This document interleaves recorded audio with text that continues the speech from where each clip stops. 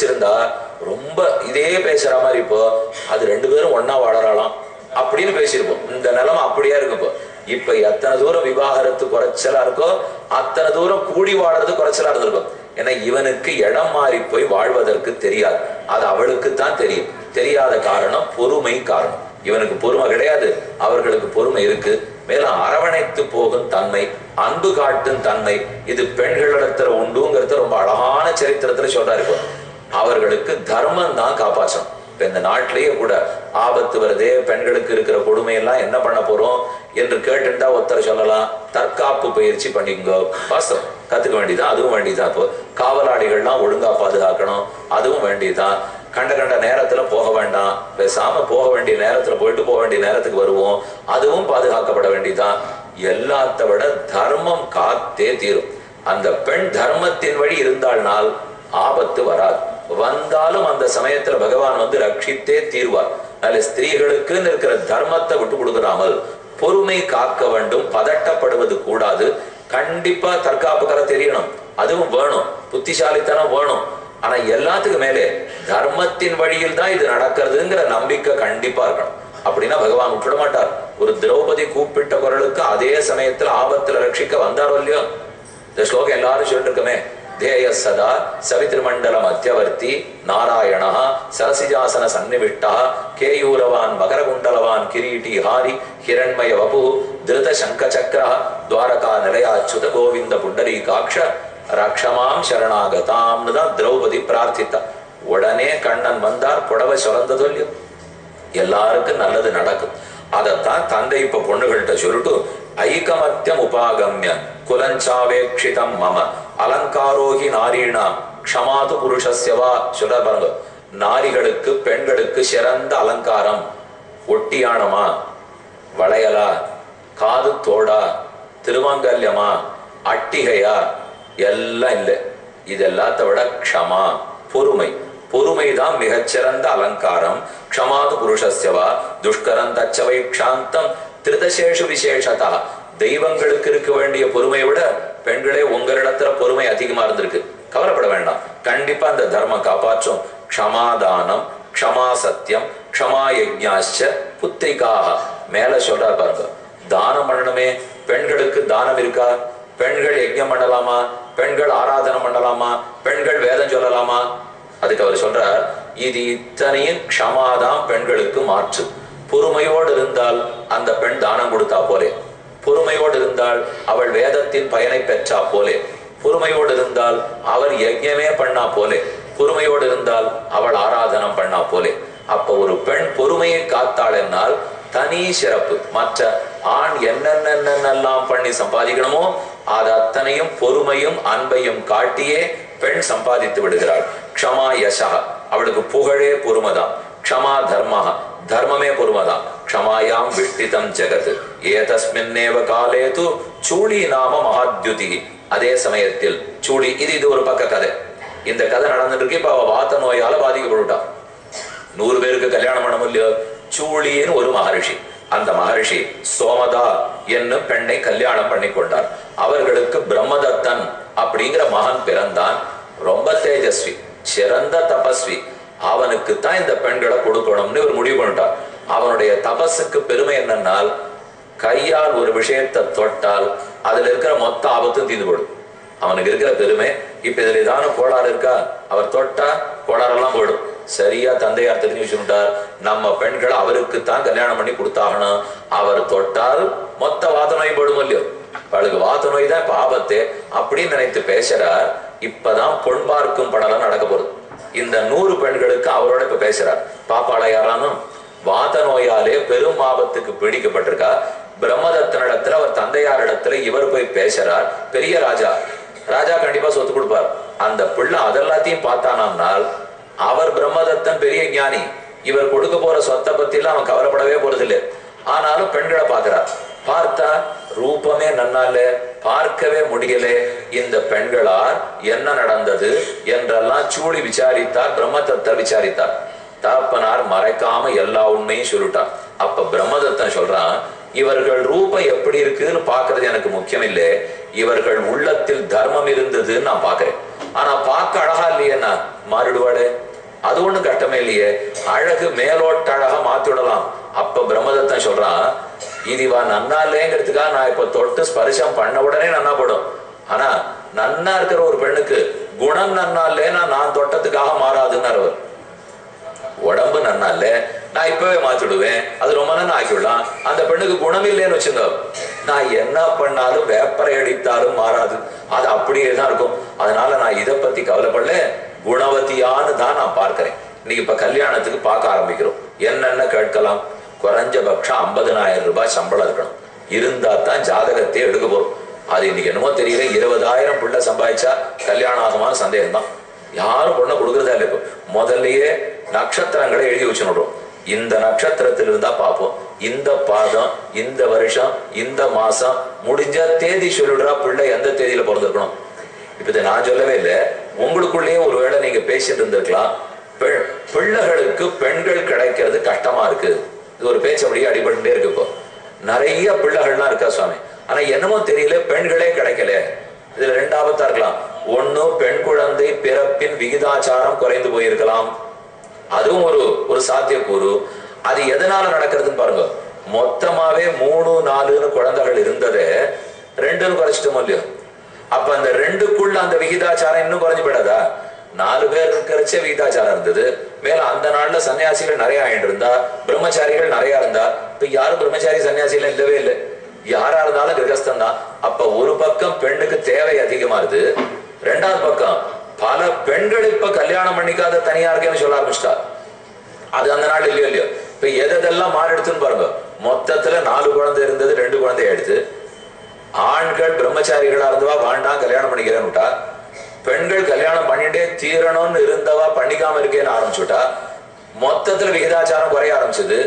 எல்லாம் சேர்ந்து இப்ப ஒரே தட்டுப்பாடு. அதனாலதான் கிடைக்கவே மாட்டேங்கிறது. அப்ப கிடைக்க மாட்டேங்கிறது ஒண்ணு என்ன ஆகும்?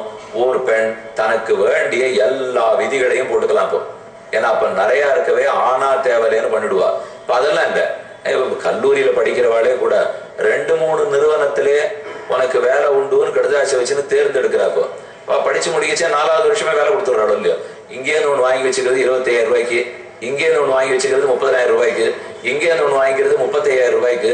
3 பேரும் யார்கிட்ட வந்து சேர போறான்னு அவன் தேடிட்டே இருக்கணும். அப்ப என்ன அர்த்தம்? வேலை நிறைய இருக்கு, ஆள் குறைச்சலா இருக்குன்னா அப்ப கிடைக்காதோ இல்லையோ. அதே போலத்தான் இப்ப பெண்களும் குறைவா இருக்கா, ஆனா தேவை நிறைய இருக்கு. அப்போ வேண்டிய விதிகள் எல்லாம் போடலாம் இல்லையோ. இந்த விதி இந்த விதி. நீங்க அம்மா அப்பாட்ட பேசி பாருங்க, எனக்கு தெரியாத சாமி அவ சொல்றதுன்னுருவா. பொண்ணுகிட்ட பேசி பாருங்க, நான் ஒண்ணு இதெல்லாம் சொல்லவே இல்லை, இது எங்க அம்மா அப்பாவா பார்த்து தங்கள் இஷ்டத்துக்கு விதியை போட்டுக்கிறா, நான் போடவே இல்லை. இது பெண்ணு சொல்றது. முக்கியமா என்ன பாப்பா? நல்ல குலமா, நல்ல கோத்திரமா, நல்ல குணசாலியா, நன்னா படிச்சிருக்காரா, நன்னா வச்சு காப்பாத்துவாரா, சண்டை வம்பு போட மாட்டாரா. இதுதான் சாமான்யமா 2 பேர்கிட்டயுமே பேசினப்போ. இது ஆணா இருந்தா இதை கேட்க போறோம், பெண்ணா இருந்தால் பொறுமையா இருக்கக்கூடியவளா, குணத்தோட இருக்கிறவளா, குடும்ப பாங்கா, வீட்டுல இருக்கிற பகவானையும் குடும்பத்தையும் ஒழுங்கா பார்த்து கொள்ளுவளா. இந்த கேள்விகள் பெண்ணு இடத்துல கேட்கணும். ஆனா இன்னைக்கு நம்ம இதுல பல கேள்விகள் கேட்கறதே இல்லை. படிப்பு இருக்கா, பணம் இருக்கா, வீடு வாசல் இருக்கா, இது வரைக்கும் கேட்டுடுறமே தவிர பண்பென்ன, பாரத கலாச்சாரம் இருக்கா, சனாதன தர்மத்தின் அடிப்படை தெரிஞ்சிருக்கா, தயவு செய்து இனிமேலாவது கேட்க ஆரம்பித்து விட வேண்டும். போச்சு ஒரு 25 வருஷமா கேட்க விட்டுட்டோம், அதுக்கு முன்னாடி கேட்டுருந்தோம். இது நடுவாந்திரத்துல வந்து ஆபத்து.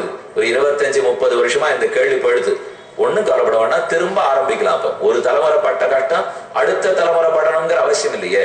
அப்ப இது எல்லா கேள்வியும் கேட்கணும். உங்க பிள்ளைக்கு திருப்பல்லாண்டு திருப்பாவை தெரியுமா? ஆரம்பிக்கும். ஆரம்பிச்சா அப்பதான் அவ தகச்சு போய் எழுந்து நிற்பா.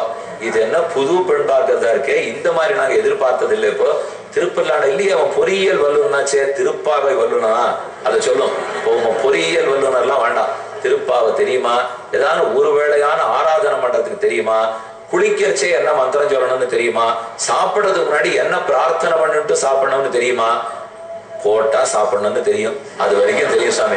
சாப்பிடறத போட்டாச்சு, வயத்துல பசி இருக்கு, எடுத்து சாப்பிடுவோமானால் நாம அப்படி இல்லையே. போட்ட உடனே எடுத்து சாப்பிடுறதுக்கு வெளியில இருக்கிற விலங்குகளுக்கு கூட தெரியும். நாம அப்படி இல்லை. அதை யார் கொடுத்திருக்காளோ அவளுக்குரிய மரியாதையை செலுத்திட்டு நன்றியை சொல்லிட்டு தான் சாப்பிடுவோம். ஏன்னா இந்த வேளை உணவு கிடைக்காமல் தேய்ப்பவர்கள் பலர் உள்ளனர்.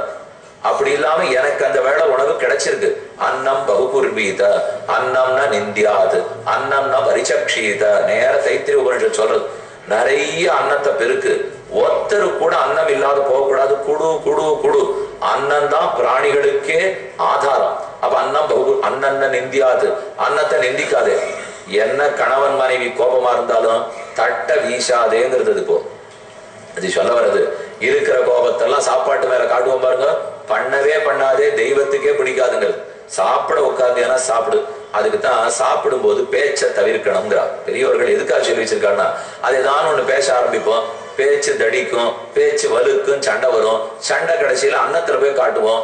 அன்னம்ங்கிறது தேவதை, பிருத்திவி மாதா விளைச்சு கொடுத்திருக்கிறது அன்னம். இது இல்லாம எத்தனை குழந்தைகள் எத்தனை நாட்டுல எவ்வளவு கட்டப்படுறா, எலும்பும் தோலுமா. ஆப்பிரிக்க தேசத்துல குழந்தைன்னு காட்டுவான், பாலே இல்ல, மோரே இல்ல, வெறும் ஈ முச்சுட்டு இருக்கும். அப்படி குழந்தை இருக்கிறச்சு நாம நன்னா வச்சு 3 வேளை சாப்பிட்டு இருக்கோமோ இல்லையோ. அப்ப அதை கொடுத்தவருக்கு ஒரு நன்றி சொல்ல வேண்டாமா?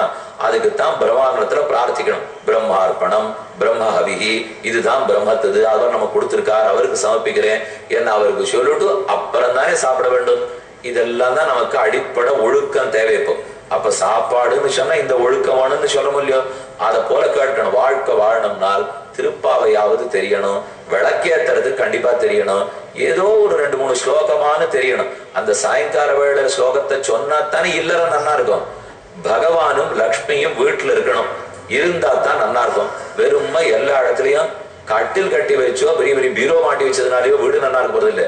அதெல்லாம் கட்டடம், கல்லும் மண்ணும். வீடு நன்னா இருக்கணும்னா லக்ஷ்மி தேவி வாழணும், ஹரி எம்பெருமான் குடியிருக்க வேண்டும். இருக்கணும்னு சொன்னா அவர்களுக்கு பிரீத்தி ஏற்படணும். அந்த பிரீத்தினாலதான் குடும்பமே சிறப்பா இருக்க போகுது. அப்ப அந்த சிறப்புக்கு வேண்டியது 2 பேருக்கும் தெரிஞ்சிருக்கா, ஆன்மீக சிந்தனைகள் கிடைச்சிருக்கா, பக்தி புரியுமா, ஒருத்தருக்கு ஒருத்தர் கிருஷ்ண கதை ராம கதையான்னு தெரியுமா? இந்த கேள்விகள்லாம் கண்டிப்பா கேட்கணும். பயப்படாதீங்க. இதை கேட்டாலே 10ஆம் பசலின்னு சொல்லி தள்ளிடுவாளோ, அதான நமக்கு பயம். இப்போ ஏதானு கேட்டா புடவை கட்டி கொள்ள தெரியுமா, வேட்டி கட்டி கொள்ள தெரியுமான்னா என்னைவா கல்யாணத்துக்கு போய் இதெல்லாம் கேட்கிறா, இதெல்லாம் வேணுமான்னு. ஏன் வேண்டாம்? இப்போ கல்யாணத்துக்கு உட்காரச்சே வேட்டி கட்டிதான் ஆகணும், கல்யாணத்துக்கு உட்காரச்சே புடவை கட்டிட்டு ஆகணும். அவன் அத்தோட போருமே என்ன, ஏன் அப்புறம் கட்டிட்டா வாண்டாங்கிறாளான்னு? கல்யாணத்துக்கு போது மட்டும்தான் கட்டிக்கணும். கட்டிட்டு பெருமானுக்கு போய் ஆராதனை பண்ணி சமர்ப்பித்தாகணுமே. நாம 2 பேரையும் பார்த்து, கணவன் மனைவி அப்பா அம்மாவை பார்த்து தான் குழந்தைகள் பிடிச்சுக்கும். திடீர்னு ஆகாசத்திலேருந்து நல்லெண்ணெல்லாம் குழந்தைகளுக்கு வந்துவிடாது. நாம 2 பேரும் என்ன பண்ணி பண்ணி காட்டுறோமோ அதைத்தான் குழந்தைகள் கத்துக்கும், பிடிச்சுக்கும். அத்தனை நன்னா பண்ணாலே அதுக்கப்புறம் அது கிடைக்கிறதாங்கிற சந்தேகம். ஏன்னா அவளுடைய கர்மம் வேற இருக்கு. நம்ம பண்ணத்துக்காக எல்லாருக்கும் தெரிஞ்சிடப்படாது. அந்த தனி மனிதனுடைய கர்மத்தின் பாதிப்பினாலதான் அவர்கள் வளர போறா. நான் இப்படித்தானே வளர்த்தேன், ஆனா இப்படி வளர்ந்துருக்கானே அப்படின்னு பலரும் சொல்லிப்பா. நான் ரொம்ப நன்னா ஸ்லோகம் சொல்லி கொடுத்தேன் சுவாமி, 6 வயசுக்கு என் பிள்ளை என்னமா சொல்லுவோம் தெரியுமா, இப்ப 18 ஆச்சு, எல்லாம் மறந்து போச்சு, ஒண்ணு கேட்டாலும் சொல்றது இல்லை. நான் என்ன தப்பு பண்ணேனோ என்ன பாவம் பண்ணேனோன்னு வா. ஒவ்வொருத்தர் வளர்க்கறதுக்கு முயற்சி தான் எடுக்க முடியும். மற்றொரு ஜீவன் தனி மனிதன். அந்த தனி மனிதன் எப்படி வளர்ந்திருக்கா, என்ன ஒழுக்கத்தோடு இருக்காங்கிறதே நாம் பொறுப்பாளிகள் ஆக முடியாது. தயவுசெய்து நன்னா புரிஞ்சுங்கோ. கர்மம் அவனவனுடைய கர்மம் அவனவந்து. என்னை பத்தி கேட்டு நீ தப்பா இருக்கியான்னா நான் பதில் சொல்லலாம். நான் உங்களை கேட்டு நீ ஏன் இந்த தப்பு பண்றேன்னா நீங்க பதில் சொல்லலாம். இன்னொருத்தர் ஏன் தப்பு பண்றாங்கிறத உங்கள்கிட்ட கேட்கவே முடியாது. அது அவர்கள் பாடு. தப்புன்னு எடுத்து தான் சொல்ல முடியுமே தவிர நான் முயற்சி தான் பண்ண தெய்வமா? அவருக்கு இருக்கிற சக்தி நம்ம கிட்ட கிடையாது. நம்மால எடுத்து சொல்ல முடியும். பண்ணா சரி, பண்ணாட்டத்துக்காக நான் மூலையில உட்கார்ந்து அடர்த்துக்க முடியாது.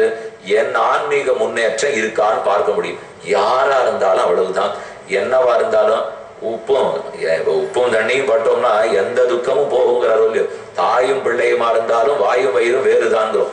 அது போல ஆத்மா வேற. ஒரு ஜீவன் எப்படி வளர்றாருங்கிறது அது அவனவனுடைய கர்மத்தை பற்றியது. ஆனால் தர்மத்தின்படி இருக்காளாங்கிற விசாரமான பண்ண வேண்டும். இனிமே யாரு நீங்க பொன் பார்க்கச்சேவோ பிள்ளை பார்க்கச்சேவோ கேளுங்க, பக்தி உள்ளவளா? ஆணா இருக்கட்டும் பெண்ணா இருக்கட்டும், பக்தி உண்டா? இறைவன் நம்பிக்கை உண்டா? அதை பத்தி பண்ணணுங்கிற ஆசை இருக்கா? ஞானியாலாம் கேட்காதீங்க, அதெல்லாம் தேவையில்லை. இப்போ அப்புறம் ஞானியா இருந்தா அவரே இப்ப கல்யாணம் பண்ணி இங்க வந்து கட்டப்பட போறார், வரவே மாட்டாரோ இல்லையோ. அவரது ஞானியாக இருக்க போறது இல்லை, பெண்ணு ஞானியா இருக்க வேண்டாம். அடிப்படை ஆத்ம பலம், அடிப்படையில பரமாத்மாவை பத்தின எண்ணம் இது இருக்கான்னு கேட்க வேண்டும். இந்நிகழ்ச்சி ஸ்ரீராமனின் அருள் முதமாக வழங்கப்பட்டது.